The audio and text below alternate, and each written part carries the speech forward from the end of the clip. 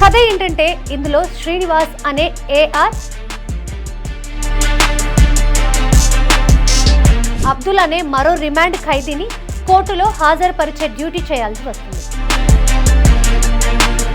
ఒక ఖైదీని బస్సులో తరలిస్తూ ఉండగా అతను తప్పించుకునే క్రమంలో వచ్చే యాక్షన్ సీక్వెన్స్ విభిన్న చిత్రాలతో తనకంటూ ప్రత్యేక గుర్తింపు తెచ్చుకున్న తమిళ నటుడు విక్రమ్ ప్రభు నటించిన 25వ చిత్రం సిరై. తమిళ్లో మంచి విజయం సాధించిన ఈ మూవీ ఓటీటీ వేదికగా జీ5లో తెలుగులోనూ అందుబాటులో ఉంది.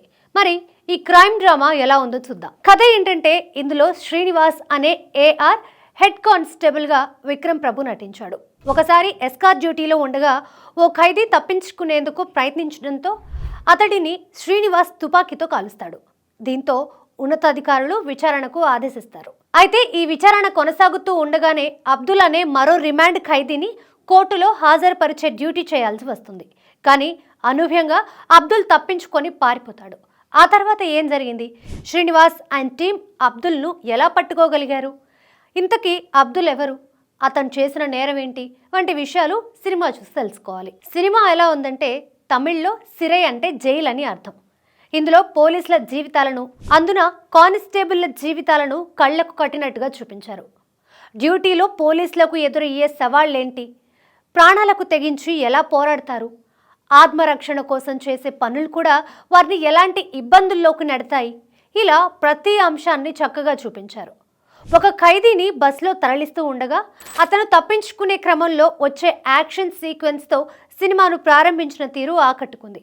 ప్రాణాలకు తెగించి పోరాడినా, ఆత్మరక్షణ కోసమే తుపాకీ పేల్చినా ఉన్నతాధికారుల మద్దతు లేకపోవడం, కానిస్టేబుళ్ల విచారణ ఎదుర్కోవడం లాంటి అంశాలు చూపించిన తీరు మెప్పించింది. ఇక శ్రీనివాస్ తన టీంతో కలిసి అబ్దుల్ని కోర్టులో హాజరుపరచడానికి తీసుకువెళ్లే సీన్స్తో సినిమా మరింత ఆసక్తికరంగా మారుతుంది. అబ్దుల్ తప్పించుకోవడానికి చేసే ప్రయత్నాలు మెప్పించాయి. ఇందులో పోలీసుల జీవితాలనే కాదు, ఒక మంచి ప్రేమ కథను కూడా చూపించాడు దర్శకుడు. అబ్దుల్ ప్రేమ కథ కట్టిపడేస్తుంది. ప్రేమకు మతాలు, జైలు గొడవలు అడ్డు కాదని చెబుతూ ఒక స్వచ్ఛమైన ప్రేమ కథను చూపించిన తీరు హృదయాన్ని హత్తుకునేలా ఉంది.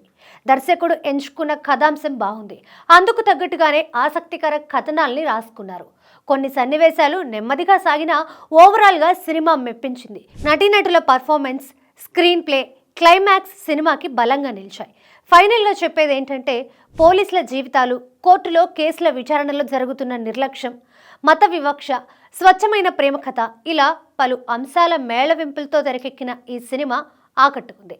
క్రైమ్ డ్రామా అయినప్పటికీ కుటుంబంతో కలిసి ఎలాంటి ఇబ్బంది లేకుండా చూడొచ్చు.